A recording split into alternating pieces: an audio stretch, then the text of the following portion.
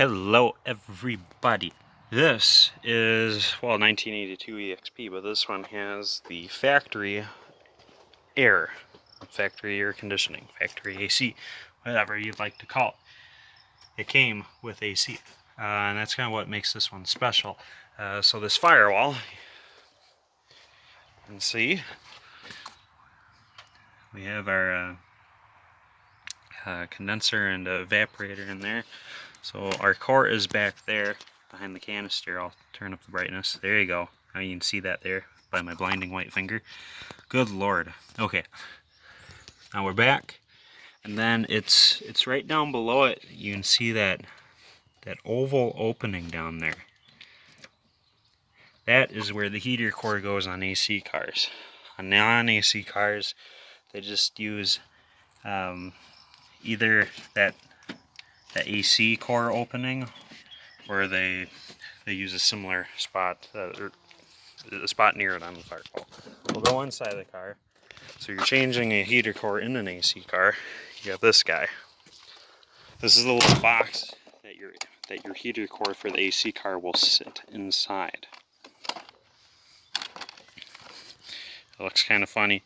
It's rounded on the one side, so that there's a blend door that goes in there, which kind of turns heat on and off, so that door will just flop back shuts on one of the two sides. Can't remember. It's hard to look up in there, but the service manual goes over how it works pretty good. But yeah, it looks like this. So this goes under the dashboard behind the radio, like so. So I got my car in front of me. It will go inside it like that. And it's held on by a few screws, just four. One in through the side on the left, one up on the right, and then two from the side on the front. These two are kind of hard to get at. In fact, all four of these are pretty hard to get at. But once you get a screwdriver on them, it's not too hard, but finding them is a pain. You have to sneak underneath the car to look around. I'll show you a glimpse of that. So like I said, it goes behind the radio in the center console. I pulled the radio out so I could see in there a little bit better. It may or may not help you. Because what goes, imagine this sits in there the way I arranged it, but it behind this. So it sits like this. And then there's an air deflector chute that goes in front of this. And I'm not sure if that's an AC specific thing or if that's on all EXPs. I thought all EXPs have it, but I might be wrong. But it's an air deflector that props up in front of this, right in there.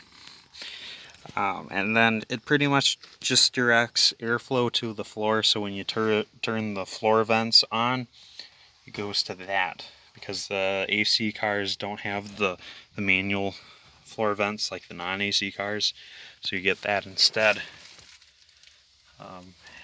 as indicated on your control panel. So, but anyhow, we'll go underneath so we can show you what's up here. This is the spot it goes in. It's pretty hard to get at. You can see where that sunshine is coming in. That's where my heater core goes. It's not too hard, not too easy to get at. And it does have a rubber insulator that goes in there. You see it has two holes for the two inlet and outlet, two bungs to go through. And then you see up inside, that's where it bolts in at. Pretty hard to get at. I guess I should turn my flash on. And then that guy is the vent I was talking about. So it's that thing that you have to bolt in, and then once you do, it screws in two places on the side, and I haven't done it yet. So it continues to drop down like that, but it fills in this ductwork here. Anyhow,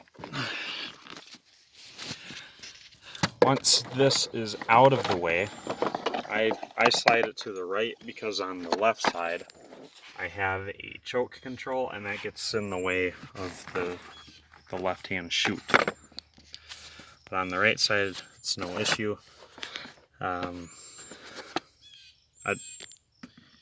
You can drop this down to help your installation and removal of this, but it's not, I don't believe it's necessary.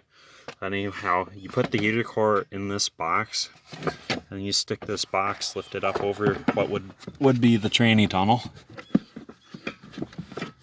It's kind of finicky. And then it'll be in kind of like that.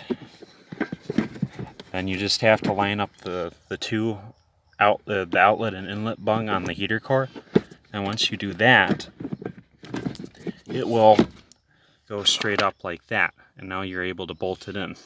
You can see one of the two screw holes sticking out at you, and the other two on the two ends of the sides are kind of hard to get at. So to get at those front two, I believe you do have to remove this because this hangs down quite a ways. But once that is installed, it gets kind of hard to put this in, but it is doable.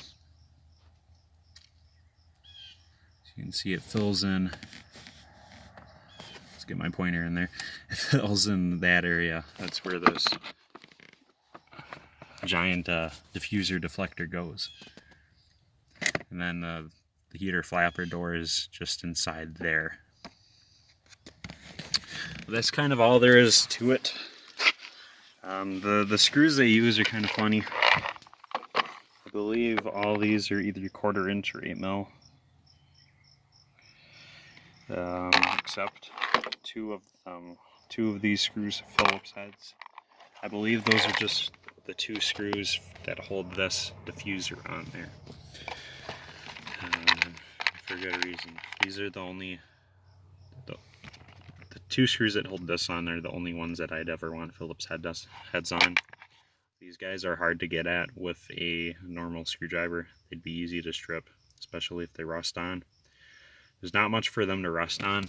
Some places do have these like metal tabs to screw into, but mostly it's just plastic on plastic. So they shouldn't fight you too bad, but yeah, if you replace them with Phillips, you could be in a world of hurt sometime down the road. But we'll leave it at that. Good luck. I will have a video on the non-AC cars. They're nice and easy. Just drop the whole glove box, pinch the sides in, flops down all the way.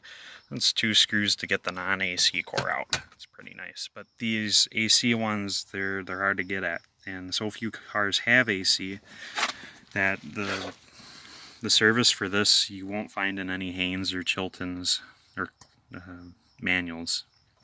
Even in the Ford manual, it goes over it, but it only has 1 or 2 photos, and it's not very good. They don't have step-by-steps on how to do it either. Hence the video. And so few people have changed out the AC version, not just because so few cars exist, but that not many have documented it. I had learned this just from another EXP member. He happened to have to do the same thing. But yeah, we're getting there.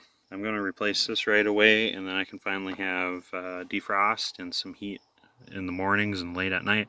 Because I live in Wisconsin, so the nights can be brutal.